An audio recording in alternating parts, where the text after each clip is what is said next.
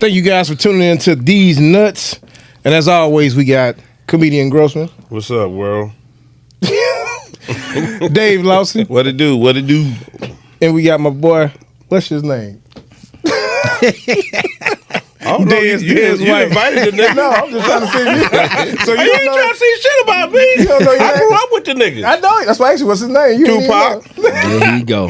Yeah, he was telling me that yesterday. Tupac. That's what they That's call what we him. used to call him. Nigga. So he says, well, you know, when we was at Just Joking, Lil Pop. 25 years ago, shit longer now that I think about 30. it. Longer than that. Been 30. And they had, theirs looked like Tupac.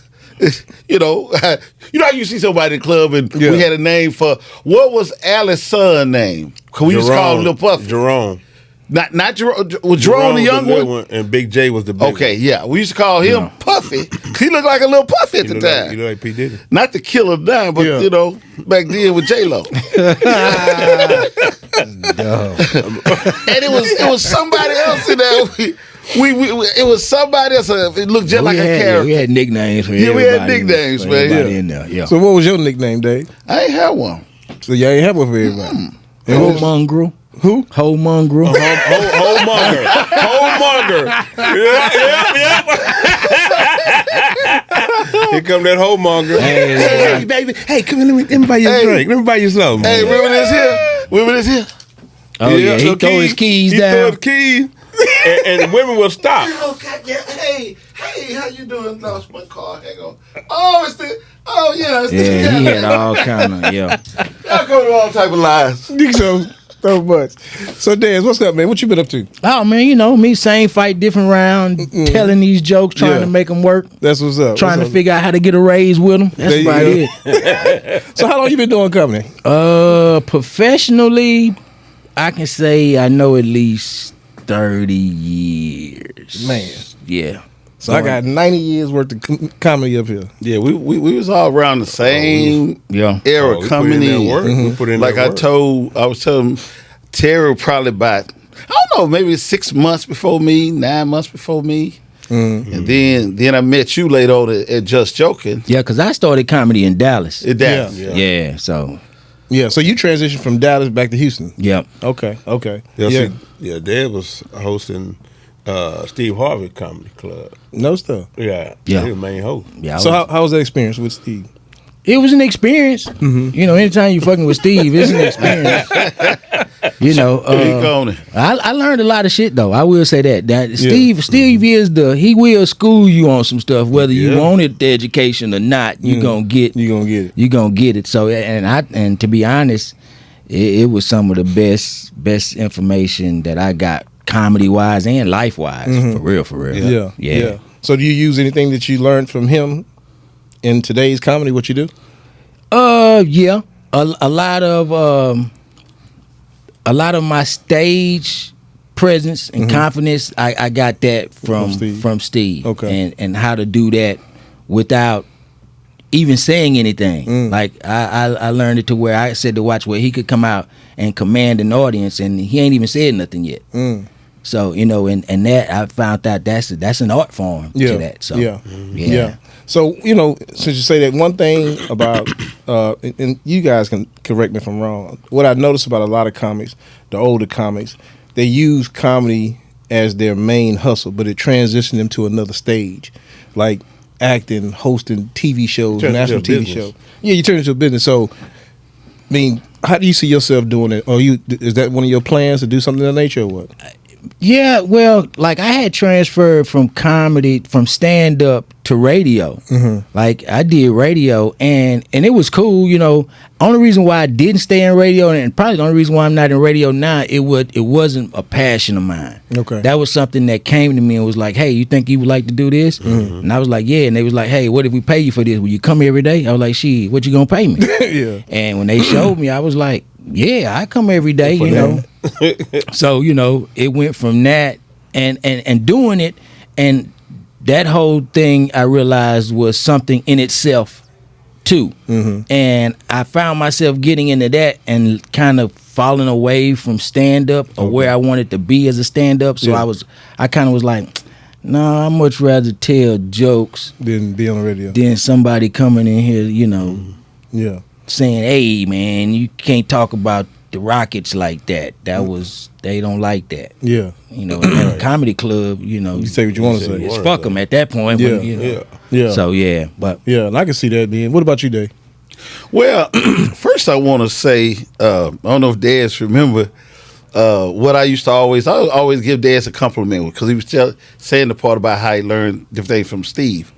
And it makes sense now because one of the things anyone ever asked me about Dez, I would always say, that nigga come on stage and he's so patient with a joke. Yeah, he is. He very patient. I'd be like, okay, I gotta get to the goddamn punchline because these niggas finna start booing. You know what I'm saying? Yeah. You be having that attitude. I gotta get to it because I don't know if this shit gonna work. And Dez would get on stage and be fucking with the mic 6 minutes and shit. This nigga better say something. But he had mastered how to do it and hold the audience. Yeah. And I've always admired that about this. Always. Yeah, Dez got this one thing about, and people, I see other comics doing it now, but Dez was the first person I ever see do it. Dez just say, "Hey man, when my joke's gone, when my drink gone, I'm gone." Oh yeah. I would time the joke out. I would time my whole routine out. Yeah. By the time I got to the end of my drink, Yeah, it was time for me to go. time to go. No shit. So you still do that now? I haven't done it in a while. That was the coldest I used to do it. thing. Yeah, that was. Yeah, I knew I had 20 minutes. I'm like, I can drink this drink in 20 minutes. 20 minutes. Get down to the end, and that would be my closer. Would be just to walk off. Yeah. Obviously, then look at my glass and just leave. See, I could never pull that off. Yeah. He said my drink gone. The big guest in the house. What it do? So Big Perk just. Tour the building. What's up, Perk? What's up, man? What? Big Pokemon in the house. Straight. What's up? What it do? Ball me left already. That nigga be getting out. Hey, Perk, come over here one day and fuck with us, man. What's up, baby? My nigga. Hey, Nigga, man. Nigga, next time you come through, come sit down. That was Big Perk and International Red, better known as Red. That was Wood Red. rap a lot, but now he does his own thing with Bun B and all that. Oh yeah. So that's Double what that dose or was. Yeah, something. double dose is what it is. Yeah, double dose. So they're up here every week, man. We record them on the other side and stuff like that. But anyway, get back to what we were saying. So we talked about the drink, we talked about that. Right. Dave, you never answered my question. What are you planning on doing after comedy? If you ever finish comedy, what do you plan I'm on? gonna die after comedy. What you mean? What I plan on doing after comedy? I'm dying doing comedy. That's the cool thing about comedy. Like a lot of people know, I just retired from the post office, and I did 39 years at the post office. So comedy was the one thing that it really ain't no expiration date on until you die. Until you die, unless you lose your mind, like what's the name did. But so my thing now that I'm totally trying to watch this here. I'm trying to give comedy my complete attention now. You know what I'm saying? Okay. Because I couldn't do it. I'm trying to hold down a job. You could have did it. Well, I could have, but I chose family over giving all my attention to that. Yeah. So and even now, I still can't do some things that I would do if it was for family. But I choose that though. Yeah. I told you. My boy already told me. I put you on these cruise ships. You got the job. All you gotta do is show up to do it. But it would take me away from my family too much, and I got boys still in the ages where they can start fucking around with the wrong shit. Yeah. So I'm not going on that ship fucking with them white folks. Yeah. When I can, you see what I'm saying? They already kicked off the Black Music Carnival. Yeah. But anyway, niggas can't, where the fans at? That's out. Okay. That's out. No They more took fans. that off the playlist. Yeah. So my thing is, okay, I got to find another way. Now, if I get broke and shit ain't working out, I'm gonna call wife and say, hey, I'm gonna get on that ship and go get that money. And come on back. I think you should try politics because you still ain't answered the damn question. of what? I thought I did. You just didn't like the answer. I answered the question. My whole thing is to give my complete attention to comedy. You know, with obviously I can't do 100%, but what I'm doing, I know I've pretty much mastered the stage. Yeah. I haven't mastered the social media and the contacts and the management and all that shit. Yeah. But I get on anybody's stage now right now because my confidence is here. And that's not a bragging thing. Yeah. It's just, I've been doing this shit long enough. I know what's funny. Yeah. And then the one thing that really helped, I tell a lot of these younger comics, one thing that helped when we started, and Deez was there too, is we started on boot nights. Because we started on Thursday night. Yeah. Apollo night. Hip-hop So comedy now, if I go get on stage, what can top what I done been through? I'd have been through niggas waiting for me to come up there as a team. Get you off stage. Get your ass off stage. Yeah, So if you here I made it come. through that, Yeah, those was the days. Yeah. now I get on stage and you can't touch me now. Yeah. Yeah. You may not love me, but you can't touch me. Yeah, I understand. So what you thought? What about you, Gross? What do you plan on doing after comedy? Well, I'm not gonna say after comedy because, like Dave said, you can do comedy for the rest of your life. you What do you can. plan on doing besides comedy? With comedy, what it been? Get into some more movies. Mm-hmm. Yeah, like I just finished a movie called Soul Search, which was about I'm a ringmaster for like 116 kids that's competing, Okay. and this is a big award show. So I just finished that movie. That on Tubi or something like that? Nah, be honest, that's gonna be Disney. Oh, okay. Okay. So that's cool. I That's just what's finished. up. So if you go on my page, you'll see me. I got like the ring stuff with the Yeah. jackets on. It's pretty cool. That's what's up. Yeah, like 2.5 days of filming. It was real good. It was real fun. That's good. Good. So, Des, But what movies is a lot of work. It is. Yeah, ain't no. You've like, done a few though, right? Yeah, I've done about 8. Eight? About 8. That's what's up. So acting is gonna be your thing. I wouldn't say that's my thing. Comedy is my thing. I Yeah, I love know. stand up is my thing. Yeah, I comedy's take your that way first. over acting because all that editing, cut, and all that. Yeah. Comedy, Lot you of fuck up, sitting. you fuck up. Yeah. Yeah. Ain't no editing, ain't no cutting, nigga. You on stage, you gonna get it or you ain't. Mm-hmm. And like I'm gonna do with Dez, this my drink over with. I'm finna go. Yeah. Damn well he ain't finna leave. He ain't Right. even know. That's another half hour. Man, I ain't never went over my time. Why y'all be bullshit, man? I believe you got two people saying that, and I didn't put you on stage Monday time. You do go over your hour. Yeah. You go over the I hour. used to. When, I used yesterday? to. Nah, I stopped. I just did a show with Dez. We was at the cigar thing. Oh, cigar yeah, cigar weekend. week. Yeah. I didn't go over my time. I come on off the stage. Surprisingly. Yeah. Surprisingly. I was like, damn, this motherfucker done grew up. Yeah. I just hosted Dave retirement party. I ain't go over my time. He kept kicking me off. Yeah, but as soon as I get on, get out. I think- just got on. It's only 2 minutes in. No, you I wouldn't- know, but if that's what the job requires, yeah. But you they ain't keep what it on- required. You said 5 minutes to 10 minutes apiece. You said 5 to 10 minutes. I got everything on tape, Terry. What you said? Yeah. In the green, I you ain't got clip the on how green long. room. You ain't got the green room on tape. Green room is not on stage. Hey, right, and that's what you told me in the green room. You say you got 5 to 10. Terry, if I'm running the show and I give you the lights, you get your ass off stage. Hey, man. So I guess the conversation we had yesterday is, I see what you're saying. He's a little bitter. Shit. So we had a conversation the other day, and we was talking about I believe Grossman should be at a different level, but as Dave says, who wants to deal with all that? Meaning not in a bad way, but just the Sound fact like he kind of cussed me out on the cool. that who Dave? I don't No, think you- that. I didn't cuss you out. Sound like you did. But anyway, this ain't about your interview. This is Dave. That nigga ears be hearing other I shit. You know say he Will. He said, did you call me a nigga? And it's right here. That's what I'm gonna do when I say something. I'm gonna do like this. I ain't even gonna say that. nothing like that. What you talking about? All right. Funny. So we understand you doing comedy. We understand that that's your hustle, your daily hustle. But you did multiple things in the past. You did radio, did everything, and it brought you back to comedy. On the average, now let me ask you this: do you open up for Earthquake? Yeah, I toured with Earthquake for a couple of years. Okay. Yeah. So you know he's coming to town this weekend. Yes. So you opening up? You gonna be on that show? Nah. No. Yeah, I gave that job up. No stuff. Yeah, Why? man. At some point you can't continue to travel and open for somebody because at some point people just start to look at you as just the opener for that particular headliner. Okay. So we got to a point where it was like, hey man, he's like, yeah, nigga, you show is doing a lot now. You know, like I'm just saying, bro. You know, he was like, "Yeah, man, it's time for you to step out and start doing your own thing." I said, "All right, you know, but I'm gonna get paid this weekend, right?"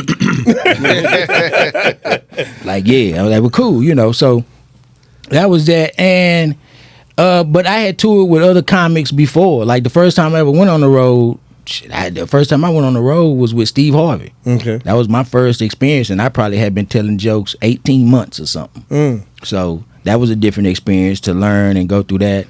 And so, and it gave me a perspective on how to work with headliners, cats that are a tier above me, you know, because there's a certain protocol that has to come when you're working with certain cats on certain tiers. Which I understand. Yeah. So are you in the process of being the headliner and doing shows, of course, on the level that Earthquake, Steve Harvey are doing, or trying to build your career to that level? Yes, without a doubt. Okay. Yeah, that's one of my goals, man. And like if in a perfect world, in my perfect world, I would have been, because I started doing stand up because I found out that's what Arsenio Hall did. And in my mind, I thought I was gonna be the guy to replace Arsenio Hall. I said, when Arsenio Hall by the time he get ready to retire, I'm gonna have my comedy straight, and I'm gonna be the Arsenio Hall. Yeah, I'm gonna be the dude.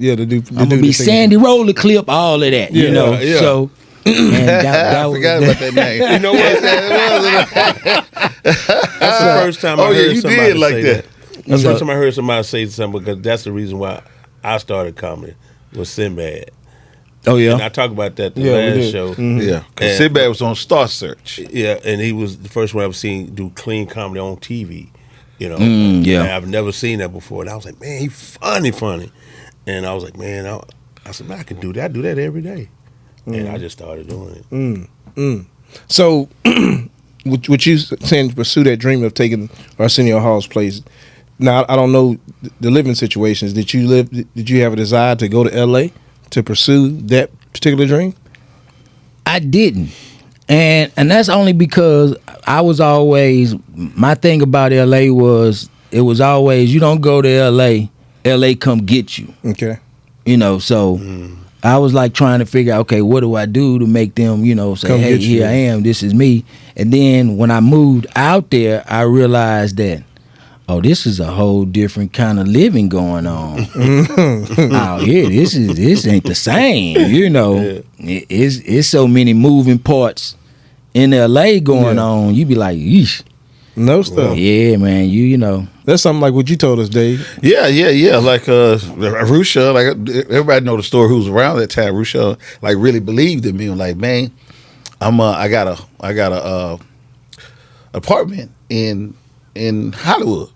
And he said, now you come here and stay here for a while, but then I want you to move to LA, but you got to get you some roommates and find you a place. And you got to quit your job. That ended the conversation when they said I got to leave that post office long, because nigga, I had never seen money like post office money. Right. I grew up broke to the motherfucker. And I'm looking at my post office check compared to the other check.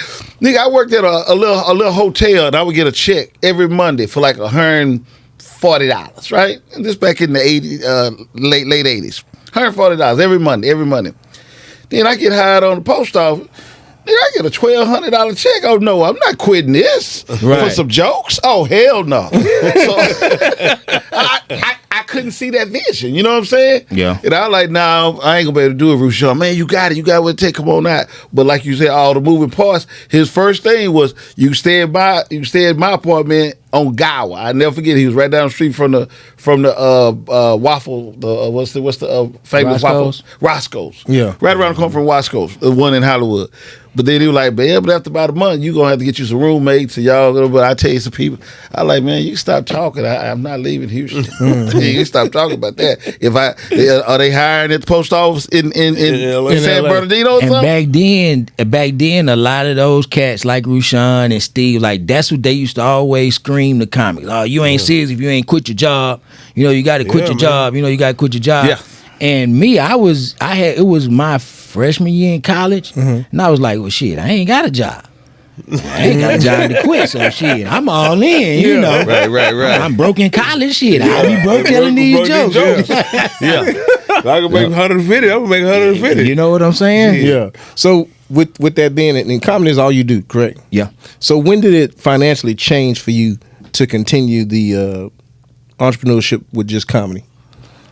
After I did Comic View that first time, and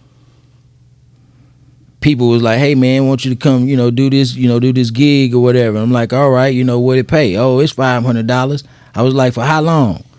They was like, "What you mean, like 2 days, 3 days?" "No, it's 1 day, one show." Yeah. For $500? Yeah. Like, and I had just had kids. It was like 91, 92. I was like, "Give it to me." Right. And so, Right. do this that night and do that night, do 3 nights, and I done made $1,500. And I was like, I ain't worked but 2 hours and 20 minutes. Shit. I was like, oh yeah. And then it became a sense of, okay, managing money. Mm-hmm. It was like, okay, because you might not work for the next 3 weeks. Right. So That's the key right there. because when it's rolling, it's rolling. Right. But it's gonna dry up. Yeah. You're gonna hit a dry spot. At some point. But you made $1,500 last Saturday. One night. You was on stage 35 minutes. Yeah. But then you ain't had no show for 3 weekends in a row, 2 weekends in a row. Well, that $1,500, if you break that down into 4, that's fine. That ain't about $300. Yeah, $350 a week. A week. Yeah. Yeah. Plus you got to save it. You still got things to do. And Lord knows you blew some of it. Yeah, I because understand. you have fun. So you mentioned Comic View. You was on Comic View? Yeah. Yeah. On the first time in Houston to get on Comic View. So you hosted it? No, I was just a regular. Okay, yeah. regular. And when I first did Comic View, this how long ago it was a contest. The only way you got to be on Comic View twice, you had to win the show before. It was a contest between you 3 other comics. They had judges. The judges be like, okay, yeah, you go on to the next round. And then you got to take another night, which they gave you another $20. Comic View used to be rough on you. It was money-wise from Comic View, you wasn't getting any bread. But from showing, from people seeing you on Comic View, and people like, okay, yeah, we'll book you. That's where I was glad when they were showing the reruns, and because I can honestly say, man, after them reruns, I used to, and I was one of them little clips they used to show all the time, quite a few times. And I used to like, shit, man, these people claim, oh, Comic View ain't paying me no money. Well, yeah, okay, I get it, and it makes sense, and they should. But I was like, well, I'm gonna pick up these little $500 checks here, this $1,000 check here, and well, it gave you the exposure. Exactly. So it gave you the exposure. So it's like free advertising, pretty much what it was. You went up there and performed the deal. They're gonna run the clips and the whole 9 yards from that standpoint. Because we have a friend. I had a friend of mine, and I told him there's certain opportunities, and he's been in comedy for like 30 years. And I told him there's certain opportunities where you got to take to get in this so people can see you. Now everybody's seen you perform. They seen you do this and do that and all that, and they love what you see. But I told him, hey, the comedy I use like the rap game. Kendrick Lamar.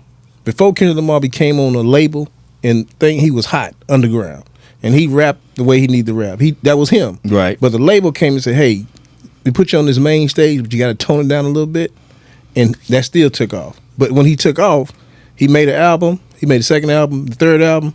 You getting the real Kendrick Lamar. Right. And every album he made after that went platinum, but he had to tone it down a little bit to go there. Now, do you believe in that? Do you believe when somebody came to you and said, hey man, you got this opportunity? You just getting started. Well, not just getting started. You've been doing it 30-some years, but you got the biggest comedian that's in your city, would have been, then you can go to his opener can get you on the show, but they ain't going to pay you. But they're going to give you about 5 minutes on stage, 5-10 minutes on stage. You got to do it for free, but you get all this exposure. What would you do? Me, I probably would do it. I probably would do it simply for the fact that I love doing it. Yeah. And if it's something different and it's it's like, okay, and it's a different crowd, like, yeah, I would do it. Like I opened up for a cat and I got $500, and this was, I don't know, this probably was 8-9 years ago. And I'm like, in the Toyota Center, and I'm like, it's 14,000 people in there. They called me last minute and was like, hey, you want to do this show? Whoop, whoop, whoop. And I was just for the simple fact, like, it's 14,000 people in my hometown. I was like, yeah, I do it. I didn't ask what the money was. I didn't ask none of the. I didn't even ask where to show up. Man, you had the Toyota Center. I can get in there. I ain't worried about that, you know. Right. I got there and, you know, I did my little 15 minutes on stage. And at the end, I got $500. Yeah. And part of me was like, it was 14,000 motherfuckers out there. Now you gave me with $500. But another part of me was like, shit, 14,000 saw you. That's your biggest audience to date. Yeah. Is performing in front of 14,000 people. Right. So what would you tell a comedian if he had the opportunity to perform in front of a legend and they gave him 5 minutes on stage? But now this guy sells out shows and all this stuff like that. But like you're saying, the amount of people that get to see you don't know who in that audience is a booker or what it may have been. I would tell him to do it. You would? Without a doubt. I was like, yeah, man, do it. Yeah. I mean, it's, you know. You ain't doing shit else. And you doing it, and not only that, you also doing it for the culture of stand-up. Right. You're doing it for the culture of, let me keep this going for stand-up. Yeah. Right. So I'm going to look in that mirror and tell this comedian, when you take that opportunity, dog. Ain't no sense in asking questions. Because watch this shit. I'm going to to tell you. Deez did that was Rob Jenkins when the white dude he had called me. I was already booked, and he said, "Okay, he had called you. Yeah, call Deez." So he said, "What about Deez?" I said, "Call Deez. Yeah, he can vouch for it." That was yeah. And I said, "Man, call." I said, "Yeah, call him, man. And see." And then that's when that Cat Williams did. Yeah. That was dope. You was saying something? Yeah, well, you know what I was going to say is that you guys will remember the comic. This back in the day when we was kind of first getting started out, and we was having those dealings with Alice over there. You know how Alice was. Mm-hmm. So this week, because it changed every week. This week, they would try to wait and see how many people come in, comics. You know, comics come in there. Then they go, oh, well, we ain't got to pay him no more for the night. Just put them on stage. Like, well, but I was already booked. What you talking about? You know, that type of bullshit. So at one point, I'm in there just chilling. And they come and ask me, you want to go up? No, I'm good. And Bo Peep, you remember Bo Peep? Yeah, I remember Bo. Bo Peep was there performing. Shout out to Bo. He came to the back. Now, I'm still young at this comedy game because he was on Coming View. And like I said, in competition, he had won it or something like that. So Bo Peep came to me and said, hey, man, I talked to the people here. They say you funny. You want to go up? I said, no, man. They be tripping here. You know, I'm telling him the whole story about they be tripping. Don't want to get paid. He said, man, you looking at it wrong. You looking at it like she taking advantage of you because she don't want to pay you. Flip it, and you take advantage of her because you're using her stage. Mm-hmm. Where else you gonna find that stage? Mm-hmm. There's 200 people out there. Right. So you looking at it wrong. And when he told me that, I'm like, that's when he started doing Terry and running the light. David run the light on your ass too now. That nigga Terry, that nigga Terry was something else. Nah, I don't know who Terry is, but Terry nigga, man, you wrong for that shit. Whoever Terry is. Comedian Grossman. That's But no, it ain't about me. Go ahead, because I was about to say how I got fired. But go ahead. No. I was just saying that it's how you look at things. Yeah, it's about the perspective of it. Yeah. So when he showed me, you are taking advantage of her in this stage, in this mic. You want to get better, right? I said, yeah. He said, you young. I had 3 people walking to the table. You funny. Put him on stage tonight. Mm-hmm. I was like, okay, I'll do the next show. Because I remember it was the first show. And I just standing there. No, I ain't going up. I'm having something to drink. Mm-hmm. And then he came to me in between shows. Mm-hmm. And I'm like, you know what? You're right. Yeah. Yeah, it's kind of hard to a headliner come ask you to open up for him. Or, it's kind of hard to be like, nah, I ain't getting on stage. You know, so yeah. But they were sitting in their cohorts at first. Yeah, you know how they do. Of course. Yeah. So what you about to say something about getting fired? What'd you say? I mean, it's like it ain't about me though. It's about Deez. No, say what you gonna say, man. We want to hear what you gotta say. No, I mean, when I got fired. Steve Harvey fired me at the arena. All right, but I was young, like they said. I was young. I was in my 20s. I ain't know no better. But I was going over my time and shit, and it was like, hey man, this building. He put me in the room by himself. We was in there talking, telling me the game. He teach you the game. He teach you the business. But it's up to you to take advantage of the situation. So I get the next show. I'm doing. He had 7 shows. I did 5 out of 7. And then I'll come up there like, you ain't performing. I'm like, I couldn't figure out why. He said, yeah, man, because you don't respect the time. And I was like, all right. And that was the last time I was balling. I couldn't ball no more after that. Nigga, I started losing a whole bunch of shit. Cause today I had a black Mercedes. Oh yeah, I was riding around the Mercedes. I was balling, boy. All because you won't get off stage. I'll come to that mother with the big head. Yeah, look at Gross. He thinking this shit. Yeah, I feel like it. So let me ask you this then. So, but it was like, but you learn. But this is the thing though. This is what I want to know.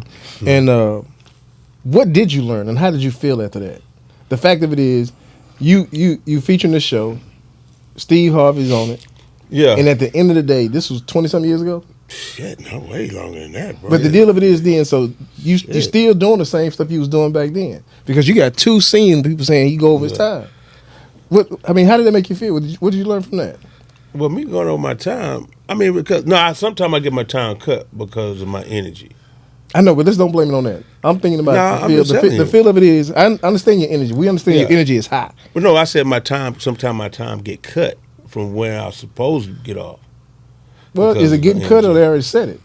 No. So sometimes they say it, but he didn't hear it either way. It didn't matter whether they said what it is. Terry had it's a real. I'll be honest. Grossman, comedian Grossman. Cause I've been with him this whole time. I've known since 8th grade, so I can tell you he ain't gonna say it. I'm gonna tell you. Terry had to learn a lot of aspects to being a comedian. He's always been funny. Yeah. He's always been funny, but he had to learn how to be a comedian because Terry used to get on stage and then they say you got 7 minutes. And then he'll start out with the, you could be this, you could be that, and then he'll start counting his 7 minutes when he ready to go into the show. No, one of the things he used to do. You remember this here? Oh, y'all brought, you didn't bring me up good. I'm going to walk off this stage, and I'm going to come back up here, and y'all going to clap good for me. That was another 15 minutes. But in his mind, the clock don't start until I get back over here and get started. Well, nigga, we had 6 minutes and 13 seconds. So now he's already running behind. So you had to learn that, okay, nigga, when we click, the clock that's start. the thing I got taught. Dave would put me aside and teach me about that. But like, hey, as soon as you get on stage, the clock is ticking. No matter what you do, your clock is ticking. Yeah. So when they say your name, you hit that stage, your time will start. Which is true. I didn't realize my time to start till after my intro. Yeah. The second intro. We ain't talking about short intros. Short intro. Yeah, I'm at 9 minutes. 9 minutes and 10 seconds. Chad, what you? Hey, y'all ready? Y'all ready? He was that guy. I'm at 9 minutes. He was that guy. But you have to learn different types of things with comedy, man, especially when you're not headlining. So when you but all of us had to learn different things. You remember, I forget the guy's name. He started with us on Apollo night. He didn't last though. But he told me one night, this is our early stage. We the first 6 months. He told me that Dave, every time you at a point where you don't know what your next joke is, you put your head down. He said you literally do this here. Yeah. And he said, I know right then and there you don't know what the fuck you finna say because you done ran out of jokes or you done forgot a joke.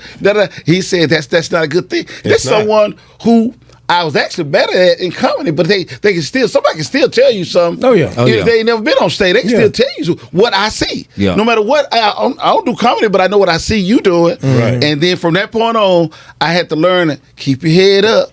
Yeah. Keep your head up. Yeah. Even every now and then somebody looked down, but it was literally very obvious that I was searching for the next joke.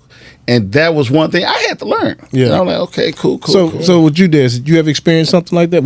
I know you probably have. Can you tell us what you experienced, like the same scenario he just went through? For me, not really. I was always great. because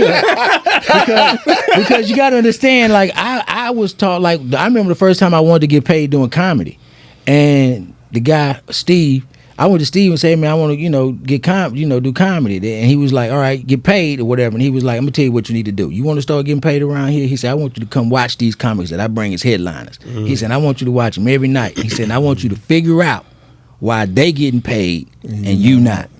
And I used to sit there and I watch comics, and I was notice stuff like that, the head down, this, that.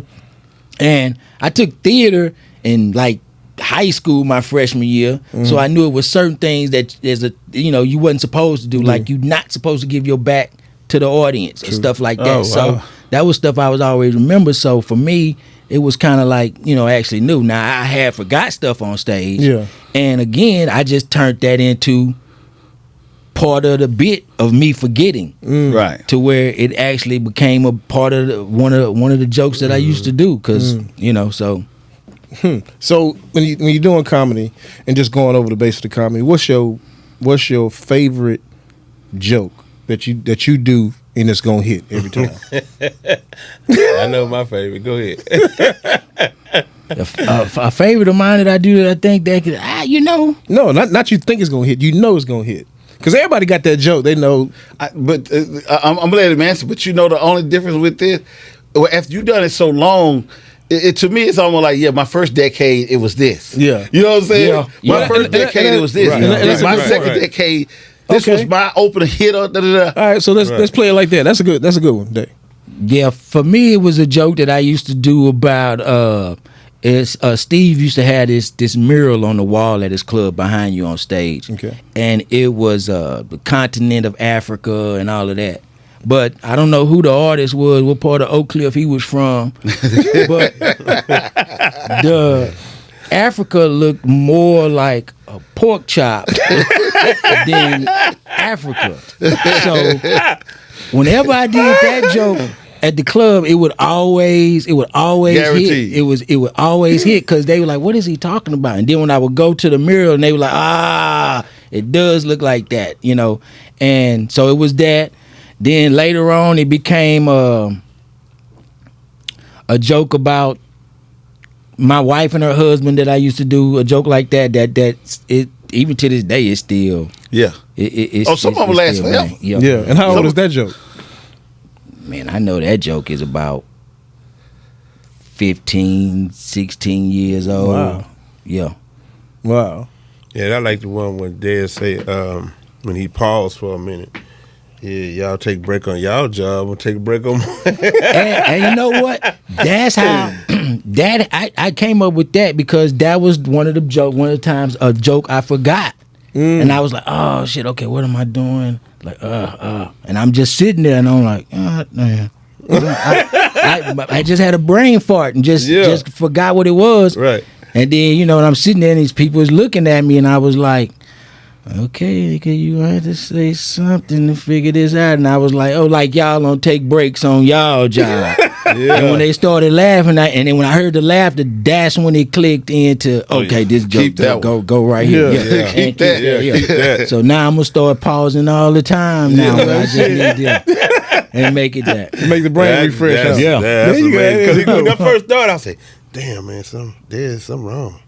I don't think he know what about to say next. Then he said that, the audience blew up. And it was just the funniest shit I ever heard. That's one of my favorites. Yeah. What about you, Dave? What's one of your favorites? You know what, man? One of the things that I will say about me, and a lot of people around me can attest to it, is that that's one of the biggest issues I think I have. I run through so many jokes. Gross man will come say, man, do this here tonight. And I'd have been forgot the joke. It's been so many years ago. Yeah. Nigga, do that McDonald's joke when you was at the McDonald's and the nigga had a gun. I'm like, oh shit, that was a good joke. I forgot how I set it up. Because you know what I'm saying? Yeah, it's so long ago. And man, I have so many jokes. Like I'm telling y'all the other day about the difference. Like, I remember when me and Ali was first meeting, and I had more time in the game than him, and we did a little spot. And I'm like, damn, that nigga been doing this a year or two. That nigga just did an hour. It took me a long time to get to an hour because I run through so many. Yeah. And that nigga was doing one subject, and that subject was 20 minutes long. Then another subject, 20 minutes. You see what I'm saying? Yeah. Storytelling. So man, I have so many of them. It's so many of them. So the question is, when you say that you forgot the joke, what it meant, do you write your jokes down? No, I've never wrote one joke. I've and when I say that, I wrote topics, subject. So like if you go look at my little pad, you'll see something that say washateria. Washateria. I know what I meant when I put washateria. I have a whole joke about when I go in there, the Mexicans done took all the washers. Right. And then they gonna try to put quarters in all the washers in there. I said, y'all can move some of these damn quarters, man. Y'all, you know what I'm saying? Yeah. You go in there, they done put a quarter in everything. Y'all got too much. So I did a whole thing about washateria, and then everybody, they whole family there while I'm there by myself. Grandpa got cancer, but he got to come too because it's a family event. So I would write washateria, but I don't have to write word for word because once I see that subject, I'm gonna start rolling. Yeah. I'm gonna start rolling with it. So Deez, you write your stuff down? Nah, if you look at my pad, you think I was dyslexic as shit. 'Cause you be like, what the hell? Yeah, my thing, if I can remember it, it's funny. Yeah. If I don't, and I can be driving and come up with a joke, but, oh yeah, that's funny. But if I don't remember it, then it, to me, it wasn't funny. I guess my question is, if y'all don't write it, then go ahead. No, I want to interject with that because I feel the opposite because I've had jokes that I thought of in the middle of the night. And I remember hearing one of them great songwriters. It wasn't Stevie Wonder, but Bill Withers, and he said that a song would come to him in the middle of the night. You know, just he woke up and it was like a dream was on his mind. He had to write it down because he would forget it the next day. Now that could have been a great song, but because he didn't write it down, because the genius of our brains as comics, the thoughts come and go, and you're like, God damn, what was that I thought about last night? And it was funny, but it's gone. That brilliant thought has left you. So I've had times where I didn't write down anything, and the next day I was pissed at myself because I couldn't rehash what. Only time I write jokes down or when I stuff that I've written for somebody. Yeah, those are the only writing jokes for me. I don't write them down. But if it's jokes for somebody else, whoever you written for, Deez, you say that that will continue to pay you or keep you writing for them. Well, I don't know. You still get paid for them, but I wrote some stuff for Earthquake. Yeah. I wrote some stuff for Steve. I wrote stuff for Cheryl Underwood. You know, and some of them just tags. You know, hey, this a tag for you right here. You ever had a favorite that you tour with? To tour with? Yeah, you ever had a favorite? Like, you know, some people be like, man, I can't wait to get off this shit. Me and Quake used to have some fun, man. I ain't gonna lie, I used to we used to have some fun. That's dope. I don't want to ask you what type of fun. The nigga just got married. The look on his face told me. Nets? He did that like, who this key man, we had some fun, man. We had some fun. Need that key downstairs, nigga. We used to have some fun on the road. Yeah. I remember bumping into y'all on the road.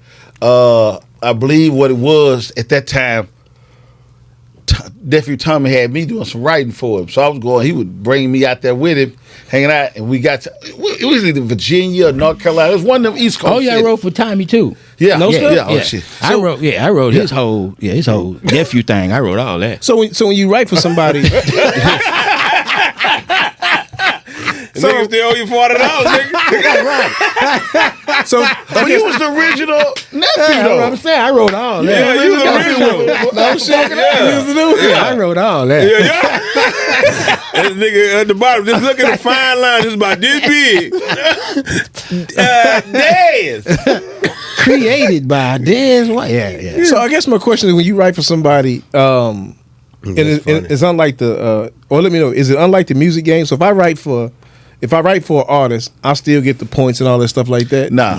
Comedy. Stop talking about that. So they just pay you, or do you not pay That's you? if you get lucky. If you cool with them, they might slide you might something. get Love something. stuff. Or they'll be like, come on, go out on the road with me, and throw you some dates here and there. But that's the sad part about this industry, man. You the brain of some of these comics. Yeah. You know what I'm saying? But then in the end of the night, you don't get taken care of. That's the selfishness of the comics.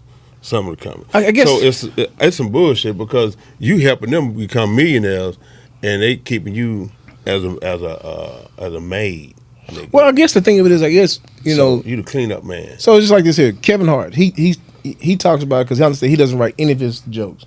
He may collaborate with some. Most people come to the jokes, and these are people that's in his team, like the paper boys, whatever it is. Plastic Cup Plastic Cup boys. Boys. They help him write stuff. Yeah. But at the end of the day, he takes them on tour with him. Whenever he's on tour, he takes them on tour. They're taken care of. and he put him in, trust me. and he put him in opportunities Yeah. to win. Otherwise, on their So- own.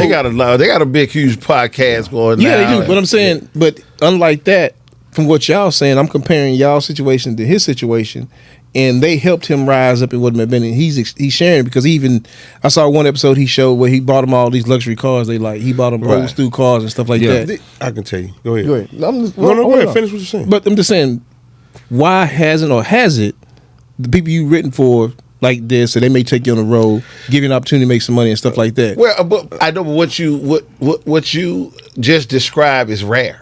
Yeah. It's rare. Yeah. So And so it just ain't like everybody should be doing this here. That may be in your thought. Everybody should do this here, but it's rare. I guess Look at all the comics you can name. They went all the black, whites, whoever. You know what I'm saying? Mm-hmm. Whether it's Rodney Dangerfield or whoever you want to name, that's rare. Yeah. Yeah. Very rare. What Kevin Hart does is rare. And he's an upstanding guy with his team, and they go everywhere with him, and which is beautiful. But as Houston, because I'm here, switch up too many people. They don't keep the same people. Like you got headliners that's millionaires and be like, I'm gonna take him on the road, give him a year or so. I'm gonna switch up and get him on the road. I'm gonna switch up and get him on the road. So as long as I keep getting you, I can steal your style and put it in my brain and create something new for the new audience for the year that's coming back around again. I can't say the same joke. If the improv booked me in how many improvs is in the world? I don't know, over 30 probably. Yeah, improv. And And you going around doing all of them for the whole time. You can't come back around again and do the same shit. So let me take this nigga on the road. Instead of having a one team that you can have and everybody help each other out. It's not like that anymore. So I guess my question is, you wrote for all these people. I'm assuming it got to be you did reap some benefits from writing for these people, like Nephew Tommy. You wrote for Nephew Tommy. Did you receive a benefit from that? Go on, be honest, nigga. I guess it answers my question. The drink almost gone. The drink almost gone, dude. We got a little left. Man, so I guess. Oh, shit. Are you and Tommy cool? Yeah, I mean, we ain't got no, no beef or nothing. It's just Well, I wouldn't because he benefited from it. Yeah, he wrote and- everything he got. and it's no, it ain't no, hey But man, see, but watch this here. come I could. Yeah, nigga. I know, Nigga, man. that You on shit- gotta the say- road. It ain't none of that. It ain't. Yeah, and it's funny because I had a cat ask me, a younger comic, and he was like, "Hey man, he said, man, do you know Nephew Tommy?" I was like, "Yeah." He said, "Man, but he be taking comics, on the road with him doing these different shows, man.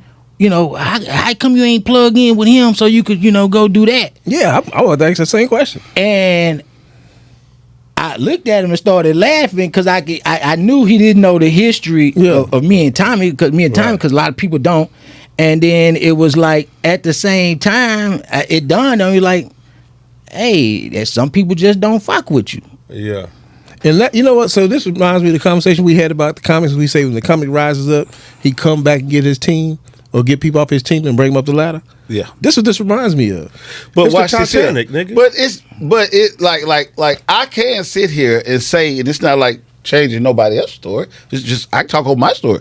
Tommy had me on the road with him for about 8 years. See? But did you write for him? Yeah. Oh yeah. I write. Oh, yeah. I mean, I wrote, and it's just like he said, sometimes it was like cash money. Sometimes like, I just make sure you're on next 5 cities, stuff like that. Yeah. You know what I'm saying? Yeah. Now you may say to yourself, oh nigga, that ain't enough.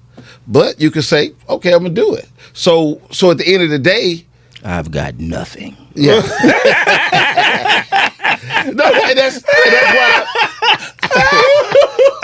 that's why I'm just saying, because believe me, You making him feel bad. no,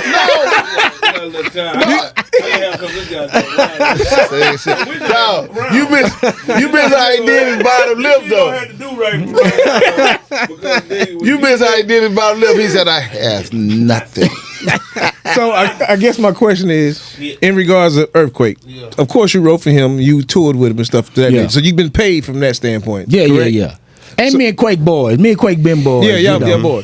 So I guess the other question is, you and Tommy don't have a beef. Y'all don't have any disagreements. Do you have nephew Tommy's number? Yeah. Okay, all right. So if you called today, he gonna pick up. Now that's a different story right there. It turns into something else. I honestly couldn't say if he would or he wouldn't. So when the last time you talked to him? Nigga stupid. His voicemail. Man. I ran into him. The last time I actually talked to him, I ran into him backstage at a comedy concert, and that was it. You know, it's because we both from the same side of town. So hey, what's up? You know, it was that. Yeah. You know. Yeah, because we all cool with nephew Tommy, and I'm just shocked that you hadn't benefited from writing the whole nephew Tommy situation. You see, Well, the thing and about it and is, Steve- before I forget, the thing about it is, didn't do a contract. Yeah, it wasn't no. Did you do a contract? He It just wasn't. a freelance. No, but no. you're a freelance writer. And No, see, but he did the same thing. First of all, let's let me clear this part up right Okay, here. go ahead. I didn't really write for Tommy. Right, but Tommy just stole Oh shit! the whole nephew thing. He stole that whole nephew bit. He just took it and started doing it. I was no longer doing it because I wasn't on the radio anymore. So it's like, hey, it's just like doing a dead comic joke. That nigga did. Shit, fuck Right. it. Let me do the joke. Damn. Yeah, so he just took the bit and did what he did. With yeah. Damn. Like the dude that asked me why I never done a show, I ruined his fucking day when I told him. I said, well, you know that ain't Steve's nephew, right? What? I was like, no, nigga, that's a bit. It's a joke. They ain't fucking related. And he was like, you bullshitting. I'm talking about he was crushed. He was like, oh, man. Well, what? They be talking about my sister this and my brother that. I said, oh, yeah, you really drunk the Kool-Aid. I said, that's how you good. said nigga really enjoying the Kool-Aid? Yeah, I said, but that's how good the bit is. Yeah. Yeah. You know. Business is So good.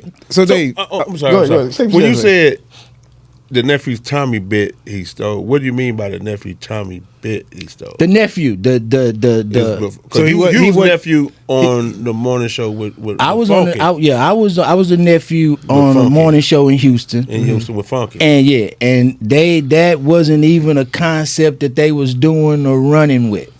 So he used to be his stage name was just Tommy. It's always been. I always know it been nephew Tommy, but what was his stage name before he stole the nephew? Thomas Miles. Thomas Miles. Thomas Miles. Okay. Yeah. You knew that? Yeah, I mean, but here's the thing.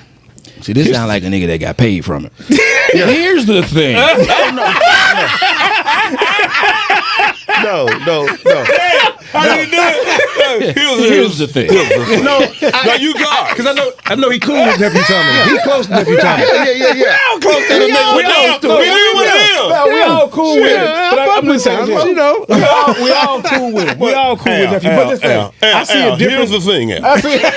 I see a Listen different. here. Listen. No, seriously. I see a different disposition on his face a little bit. I don't know if it's a comfortable conversation, non-comfortable conversation, but I know it's a different disposition on his face. So Okay. that's why I'm saying, Right. Yeah, Right. yeah. Right. See. Right. No, because like when Dad started like straightening out saying no, I didn't write for him, but he kind of took my angle, basically, right? He took the bit. The bit. Okay, well, did your bit, whatever we'll call it. I don't look at that as a bit. I don't look at that as a bit. I look at that as that was a shtick you came up with it. A bit. Okay, a bit. I guess it's all in. It's a nephew bit. It's Yeah, a it's the same thing. Okay. Well, then here's the thing. No, You got David in an uncommon position. no. I'm good because I ain't got nothing to do with me. I know you do. Go ahead. Here's the way you did it. So funny. I'm gonna keep rolling with this shit. I swear, nigga. You We got can roll 4 out, minutes. it don't affect me, so you want to crack some jokes. I don't give a shit. I don't give a shit. So let me tell you something. You get on his nerves. Because he was saying He ain't shit. getting on my nerves. He said shit 2 times. He said shit twice. You said shit twice. Shit. You don't ever shit. You Y'all don't do must don't know I that. cuss regularly. Yeah, you do, but you don't cuss like that. I don't give a shit. I don't give a shit. Yeah. Well, Go ahead. Go ahead. Finish What was this the thing. question again? When I want another tangent. No. Go ahead. No. Honestly, You said it didn't look like you don't take it as he stole it. That was No. We just had a difference in what you call a bit, what you call a shtick, what you call a angle. Yeah. I took that. That's all. Okay. But yeah, I remember him doing it on 102 with Funky Larry. Mm-hmm. You know if they would call it Funky at the time. Be honest, like I started calling him that. You started calling him Funky. Yeah, 'Cause I thought it was I like started just Larry calling him Jones. Uncle Was Funky. it just- It was Funky Larry Jones, and I started calling him Uncle Funky. Uncle Funky. And then okay. everybody Yeah, started calling him. Yeah. Uncle Funky. Uncle Funky. Had a whole thing, and you know, I they ain't got shit to do with me. I said shit again, but I only, you know, I heard you say what you was telling the guy, and about the that ain't Uncle this and they not this and that. Me personally, I don't know if I'd be putting that out in the universe if I know someone had it as a secret. That's Hold on, he go. That's the only reason why you saw the. He go my something Dave on my face. impersonation. I don't give a shit. Yeah. Don't affect me one way or the other. I don't give a shit. Ain't shit ain't nothing been stolen from the nigga. That's what it is. Nigga kept his door locked. Oh no, nigga. So if it was, all that along. it was a Shit been secret. stolen from Dave. No, watch this here. Well, here's the thing, Dave. Now watch this here. Watch this here. I'm gonna prove a point. Watch this here. Because All right. me and Tom was cool, right? We done had all the falling out. Ain't nobody. Watch this here. And guess what I tell him? And Tom was laughing about this because we cool now. We laugh. But I told him because we had a little falling out. You know what I told that nigga? I told him. I said, hey man, Thomas Miles, you call me anytime you want to. But tell nephew Tommy not ever call my ass ever in life. Yeah. I fuck that nigga. Two personalities. Yeah.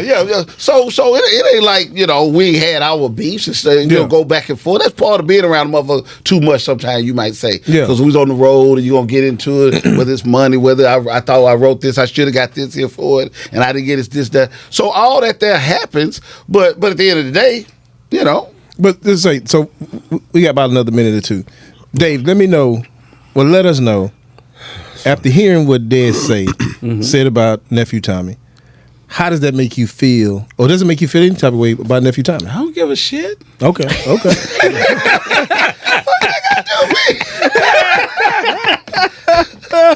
So I got you, Dave. Just fucking with you. But Deez, at the end of the day, if you could go back and change anything about your transition in comedy, one thing, what would you change?